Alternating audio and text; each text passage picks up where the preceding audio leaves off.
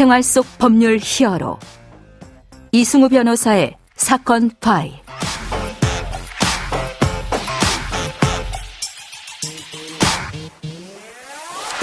안녕하세요. 사건 파일 이승우 변호사입니다. 각종 사건 사고에서 여러분을 구해드리겠습니다. 오늘 열어볼 사건 파일은 부가세 포탈 사건입니다.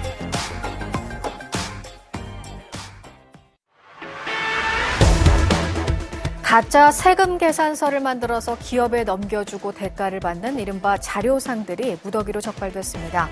2조 원이 넘는 세금 계산서를 꾸몄고 그 수익금으로 호화 생활을 했습니다. 네, 누구나 세금을 줄이고 싶어 합니다. 저도 세금 줄이고 싶고요. 정상적인 방식으로 세금 줄이고 싶습니다. 자, 그렇지만 이제 거짓 거래까지 만들어서 비용 처리하고 부가가치세 안 내고 소득세 안 내고 법인세 은리까지 해서는 안 되죠. 네, 그렇게 되면 정상적으로 돈 벌고 소득하시던 사람들한테 모든 비용이 전가되는 이런 문제가 됩니다. 자, 이와 같은 이제 부가가치세 포탈 범죄에 대해서 수원지검 형사4부장이셨던 법무팀 정행인의 국상우 대표 변호사와 이 자료상 사건 수사 어떻게 되고 처벌 어떻게 되는 것인지 자세하게 한번 알아보도록 하겠습니다. 안녕하세요, 변호사님. 예, 안녕하세요. 네. 예, 저는 법무법인 정영인의 대표 변호사 국상우입니다. 네. 변호사님, 먼저 이제 청취자분들이 궁금해 하실 거예요. 검사? 셨다고? 부장검사? 이렇게 말씀 제가 해드렸으니까 간단하게 변호사님 소개 좀 해주시고 검찰에서 주로 이제 어떤 사건들 많이 처리하셨잖아요. 어떤 사건들 주로 처리하셨는지 하나하나 좀 말씀해 주시면 좋을 것 같습니다. 예, 저는 사법연수원 3, 4기를 수료하고 2005년도부터 검사로 인간해서 네네. 최근 9월 말까지 수원지검 형사4부장을 영입하고 매개퇴직을 했습니다. 네. 다양한 형사 사건을 수사했는데요. 네. 그중에서 기업 금융범죄, 정권, 조세, 공정거래, 경제범죄, 선거, 노동, 산업재해 분야를 주로 수사하였습니다. 네네네. 예. 그리고 특히 조세 분야를 많이 수사했는데요. 대검에서 인정하는 공인 전문 검사 블루벨트 2급을 가지고 있습니다. 알겠습니다. 자, 그러면 오늘 이제 다루어야 될 사건이 이제 자료상 관련된 이 부가가치세의 세금 계산서를 사고 파는 이런 행동을 하시는 분들에 대한 사건인데 자료상이라는 거를 이제 어떻게 봐야 될지 이걸 좀 설명을 해 주시면 좋을 것 같습니다. 예. 그 쉽사리 자료상이라고 보다는 허위 세금 계산서를 돈을 주고 사고 판다라고 쉽게 이해하면 될 건데요. 네네. 구체적으로 해석하면 그 자료상은 유령 업체를 설립하여 사업자 등록을 한 후에 다른 사람에게 이제 물건, 그러니까 제한나 용역을 공급한 사실이 없음에도 불구하고 마치 공급한 것처럼 가짜 세금 계산서를 만들어주고 그 다른 사업자의 부가가치세 등의 포탈을 도와주는 일을 전문으로 하면서 그 대가를 받는 업자를 말합니다. 요새 보니까 그 변호사님도 더 잘 알고 계시겠지만 망해가는 업체, 부도나는 업체 중에 매출이 컸던 회사들 뭐 이런 것들을 헐값에 사들여서 그런 거 갖고 자료상의 어떤 정확한 표현을 나중에 다시 변호사님 설명 드려야 되겠지만 만드는 것 같긴 한데 그 부분에 관련돼서 좀 여러 가지 형태들이 또 등장하는 것 같아서 계속 여쭤보도록 하겠습니다.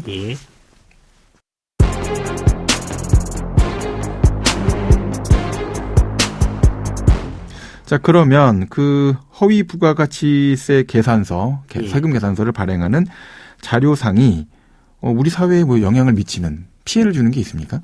가장 큰 거면 우리가 세금 계산서 제도를 이용하고 있는데요. 네네. 그 세금 계산서 제도를 행해가하는 중대한 문제죠. 왜냐하면 국가가 부가가치세의 경우에는 전체 내국세 세입에서 단일 세목으로 가장 큰 비중을 차지하고 있는데 만일 이 부가가치세가 포탈된다 그러면 전체 재정에 영향을 미치고요.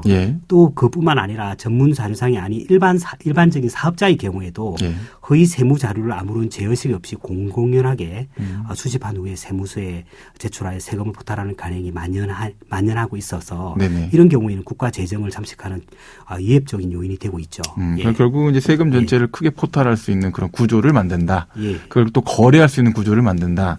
또 분식회계가 횡행할 수 있는 구조를 만든다. 그렇죠. 뭐 이런 여러 가지 문제가 생기겠네요. 자, 이제 자료상과 또 자료상으로부터 또 매입하는 구매자가 있으니까 이 사람들도 다 처벌하게 될 텐데 어떤 형사처벌 규정을 적용받게 되는지를 좀 설명해 주세요. 예, 원칙적으로 자료상과 자료상으로부터 세금 계산서를 매입하는 사람들은 예. 조세범 처벌법에 따라서 처리됩니다. 네네. 조세범 처벌법 제10조 제3항에 보면 예. 이러한 자료상 실물 거래 없는 세금 계산서 수수 행위를 처벌하는 규정을 두고 있습니다. 네네. 그래서 특히 원칙적으로 이렇게 그 세금 계산서 공고가액 합계액이 한 30억 미만인 경우에는 예. 조세범 처벌법 제10조 3항과 5항에 따라서 3년 이하의 징역 또는 공고가액에 부가가치 세율을 적용하여 계산한 세액의 3배 이하의 벌금에 상당하는 벌금에 처하고 예. 만일 징역형이 선고되는 경우에는 벌금도 변가할 수 있는 규정을 두고 있습니다. 네네.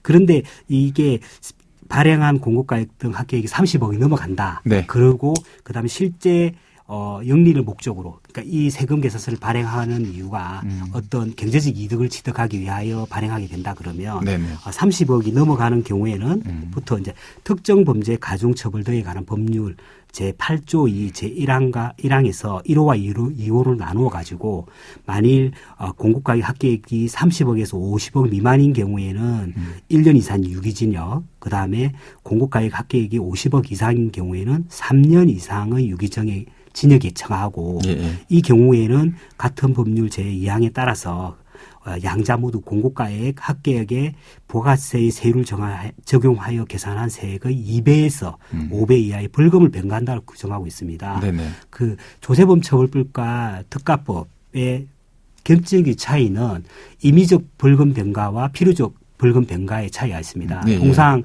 징역형의 집행유예를 받더라도 예. 벌금형을 변가해서 선고받으면 네. 집행유예가 불가능한 경우가 생깁니다. 벌금도 엄청 싫어하더라고요. 예. 특히 그 집행유예, 징역형이 집행유예가 불가능한데 네네. 벌금 때문에 예. 벌금이 최소한 뭐 몇백억씩 나오니까 이런 경우에는 노역장 유치로 징역형을 다 살더라도 노역장 유치를 해야 됩니다. 그래서 네, 네. 대부분 피고인들이 이 벌금 변가하는 규정을 되게 두렵게 생각하고 그렇죠.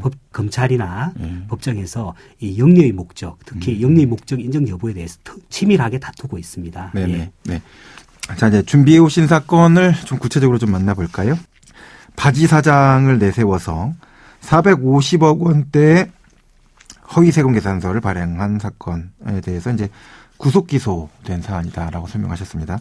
사실관계가 어떻게 된 내용인지 좀 말씀을 좀 해주시죠. 예, 이 사안은 실제 자료상 운영자인 기혁 씨가 한 1년 3개월 동안 이제 바지 사장인 미연 씨 명의로 예. 주식회사를 2개를 이장 설립하여 고철 관련 허위 세금 계산서를 약 한 450억 원 상당을 발행한 사안이었습니다. 네, 이게 뭐 순순히 내가 자료상입니다.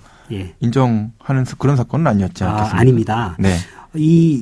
최초에 200억 원대 허위 세금 계산서 발행 혐의로 바지 사장 니은모 씨가 고발된 사건에서 예. 바지 사장은 이제 속칭 바지비로 월 한 300만 원과 고급 차량을 제공받은 뒤에 계금표 등을 조작된 증거를 제출하였습니다. 예예. 그런데 그 사람 바지 사장을 상대로 기록 검토하고 치밀한 기록 검토와 바지 사장을 상대로 조사한 결과 바지 사장이 실제 실 발행인이 아니라 실제 실 자료상은 따로 있다라는 사실을 확인하여 그 실제 자료상을 밝힌 사안이었습니다. 예. 네, 말씀하신 것처럼 이제 허위 자료들 여러 가지가 있었고 예. 공급한 그런 계산서들 자체도 다 사실이 아니었고 예. 실물 거래가 존재하지 않는 그런 이제 거짓 세금 계산서를 작성해서 이제 판매했는데 예. 주범은 이제 바지 사장의 뒤에 숨어 있었다 이런 얘기신 거죠? 예. 자, 이제 기소를 해도 이 조셉 포탈 사건 관련돼서 또는 부가가치세 사건 관련해서 법원 판단은 또 복잡하게 쟁점이 막 붙어서 다퉈질 수 있잖아요. 예. 공소 유지에 성공하셨습니까? 예, 그렇습니다. 네. 실제 피고인들이 다투는 것은 실질 거래했다. 네. 실질 거래하고 그에 따라서 세금 계산서를 발행해 준 거다라고 주장하는데 네네. 앞서 말씀드린 그런 여러 증거를 인출하고 그리고 앞서 바지가 자백을 한 상황이었기 때문에 공범인 공동피고인이 자백한 상황이기 때문에 그 법정에서 인출해서 유죄를 모두 인정받은 겁니다. 네네. 지금까지 국상우 변호사님과 함께했습니다. 내일 관련 사건에 대해서 좀 더 깊이 있게 사건 내용 좀 파악해 보도록 하겠습니다. 오늘 말씀 고맙습니다. 감사합니다. 네, 생활 속 법률 히어로 이승우 변호사였습니다. 내일도 사건에서 여러분들을 구해드릴 사건 파일 함께 열겠습니다.